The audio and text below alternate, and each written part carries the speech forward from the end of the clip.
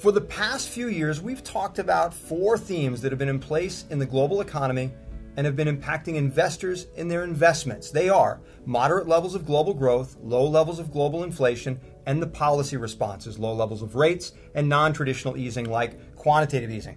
What I want to focus in on this quarter is what happens when these themes are in place for so long and how do they impact investments? Well, the first impact has been very low levels of volatility in stocks and bonds and other forms of investments, and also very little dispersion in returns within asset classes like equities, as we see here. Now, if I marry that to the other four themes, I'm going to get the very pleasant byproduct that we've all enjoyed for some time. I'd like to introduce you to the great beta trade, namely pick a risk, any risk, and odds are it was up over the past few years, and in many cases above its historic averages. But then it's probably not surprising that the next 5 years are expected to be far lower. So in the past, we could get by on market risk alone, but not so much going forward. We're going to need some help, like alpha and also downside protection, because markets are somewhat toppy and at higher levels of valuations. So how do I get that done? Well, across asset classes, the prescription is different, but rule one for all, be active. In fixed income, we've talked about blending rates and credits for some time, but another nice byproduct of a credit barbell is it produces great up-down capture ratio. In other words, it gets more of the up performance of markets than the down performance of down markets. It's the same thing for globalizing your fixed income. As you can see here, comparing global hedged against the United States, you see that globalizing fixed produces better up-down capture versus domestic investing. On the equity side, we've talked about great equity performance and also really good earnings per share growth. What we need to know is most of that has come from net margins, cost cutting, and the like. That's why the expectations are more muted now. So how do we get earnings per share growth going forward? We need the top line.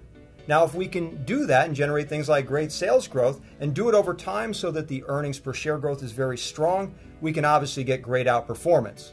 But it's very rare to come across these types of companies, which is why we talk about being more concentrated in our investing and finding just these winners.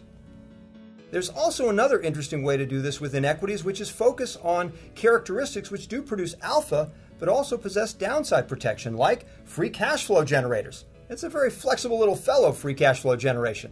I can invest in my own growth, purchase growth, or return capital to shareholders. And the investment markets are responding favorably to good companies that are doing this. Now finally, alternatives should be a natural in producing up-down capture. That's their personality trait. But over the past handful of years in the midst of a great beta trade, they haven't been living up to that, and it's not surprising. And you can see that versus long-only equities. But if I just simply step back beyond that into the previous 20 years, you see the real strength of up-down performance that things like long-short equities shown here produce and provide. We also think you should do this across alternatives, long-short credit and the like. This allows us to get downside protection, but also relative valuation capture. So if I combine that with fixed income and blending rates and credit, managing liquidity, avoiding crowded trades, and on the equity side also being somewhat balanced with passive beta and more highly convicted investing, those that are great top-line growers, those factors or characteristics that produce downside protection, I'm going to come up with an overall recipe that gives me a great structure for the next 5 years, or a way to invest after the beta trade.